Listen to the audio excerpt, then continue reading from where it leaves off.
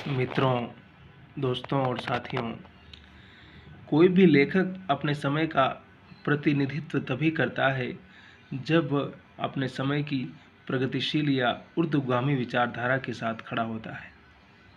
अगर वह इस प्रकार की विचारधारा के साथ, चाहे भाषा के स्तर पर हो, चाहे शिल्प के स्तर पर हो या कथानक के स्तर पर, अगर वो उन चीज़ों को नहीं समझता है, उन पर अपने विचार नहीं रखता है, तो फिर उसका सारा कुछ विचार, सारी सोच उसी पारंपरिक। अब देखिए, परंपरा को लेकर भी बहुत सारे अंतर्विरोध है, बहुत सारी अवधारणाएं हैं। टी.एस. इलियट का जो प्रसिद्ध निबंध है, ट्रेडिशन एंड इंडिविजुअल टैलेंट, परंपरा और व्यक्तिगत प्रतिभा, जिसका अज्ञे ने हिंदी में अनुवाद किया है, तो उसमें वो कुछ अलग तरह से परंपरा को परिभाषित करते हैं। और हमारे यहाँ के जो तमाम पुराने बुजुर्ग संस्कृत साहित्य के विद्वान हैं, वो परंपरा को कुछ अलग तरह से डिफाइन करते हैं। उनके यहाँ परंपरा में कोई जैसे गति ही नहीं है, जबकि परंपरा का मतलब ही होता है गतिशील होना। अगर वो गतिशील हमें नहीं बनाती है तो फिर कैसी परंपरा है वो? अगर एक पीढ़ी का पाखंड अगली पीढ़ी का आदर्श बन सकता है तो ये अच्छी चीज़ नहीं है। एक पीढ़ी की प्रगतिशीलता अगली पीढ़ी की ज़िंदगी में बुनियादी परिवर्तन लाने वाला कारण बनती है, तब मज़ा आता है। भारतेंदु जी सही अर्थों में हिंदी गद्य के जनक थे। उन्होंने भाषा संस्कार करते हुए अपने पूर्ववर्ती गद्य लेखकों की भाषा में व्याप्त दोषों से यथासंभव स्वयं को मुक्त रखा था। तो क्या कह रहा है कि वो गद्य के लेखक है। गद्य की बात मैंने कहा ना कि आधुनिक काल को गद्यकाल कहा जाता है, और गद्यकाल कहने का मतलब ही यही है कि किस प्रकार से वो कविता की भाषा से, कैसे उसकी भाषा अलग है, विचार कैसे अलग है, और कैसे उस जन समूह की चेतना का प्रतिनिधित्व करने वाला साहित्य ये लोग लिख रहे थे, जो सच में समाज की पीड़ा, समाज की विडंबना, समाज के दुख दर्द को परिभाषित कर रहा था। उन्होंने न केवल गद्य की भाषा का संस्कार किया, अपितु पद्य की ब्रज भाषा को भी संस्कृत किया। भारतेंदु जी का सबसे बड़ा योगदान रहा है कि उन्होंने हिंदी साहित्य को नवीन मार्ग दिखलाया। और देखिए, किसी भी लेखक की सबसे बड़ी ड्यूटी ये होती है कि अगर साहित्य में अंधकार युग चल रहा है या उसमें नई चेतना नहीं है, तो उसे कैसे नए रास्ते पर लेके आए, और वो नया रास्ता कैसे उसके जीवन में बुनियादी और महत्वपूर्ण परिवर्तन घटित करता है। ये सारी चीज़ें बहुत महत्वपूर्ण हैं। तो भारतेंदु ये काम करते हैं।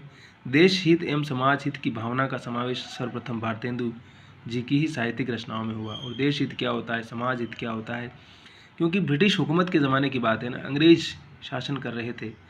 बार बार हमें इस कॉलोनियल स्टेट को समझना होगा, इस ब्रिटिश एम्पायर की पूरी संरचना को समझना होगा। अगर हम इस पूरी संरचना को समझ जाते हैं तो हम आधुनिक साहित्य को और आधुनिक चेतना को भी बड़ी आसानी से समझ पाएंगे। अगर हम देश काल के उस विशिष्ट दृष्टिकोण से, उस परिघटना से अगर हम परिचित नहीं हैं, तो हमारे सामने बाकी सारी चीज़ों को समझना मुश्किल होगा। बंगला में लिखे गए नाटकों एवं उपन्यासों में इसका सूत्रपात पहले ही बंगाली लेखक कर चुके थे। हमने कहा ना कि बांग्ला से ही हिंदी में जाति चेतना या नवीन चेतना का आविर्भाव होता है, क्योंकि ब्रिटिश हुकूमत वहाँ आती है और वहाँ के लोग कहते हैं पहले ज्ञान की दुनिया से परिचित होते हैं। चाहे इंग्लैंड पढ़ने जा रहे हो, बाहर अमेरिका पढ़ने जा रहे हो, उस ज़माने में बाहर इंग्लैंड ही पढ़ने जाते थे, आज भी जाते हैं, लेकिन उस ज़माने में शुरू में जब बंगाली लोग, बंगाली जो एलिट वर्ग था, जिसको भद्र लोग बोलते हैं, क्या बोलते हैं, भद्र लोग, वो इंग्लैंड अंग्रेज़ों के साथ पढ़ने के लिए, समझने के लिए जाता था, क्योंकि उसके बाद वो भी खुद उनके बराबर का वर्ग का था। जैसे हमारे राजस्थान के तमाम राजा महाराजा वहीं चले जाते थे, उदयपुर के महाराजा, उनके तमाम लोग वहीं पढ़ते लिखते थे, या वहीं मतलब सब कुछ करते थे वो। तो आधुनिक शिक्षा प्राप्त करने के लिए राजकुमार को वहीं भेज दिया करते थे। उदयपुर के, जयपुर के, जोधपुर के तमाम महाराजा लोग वहीं पढ़ के आए।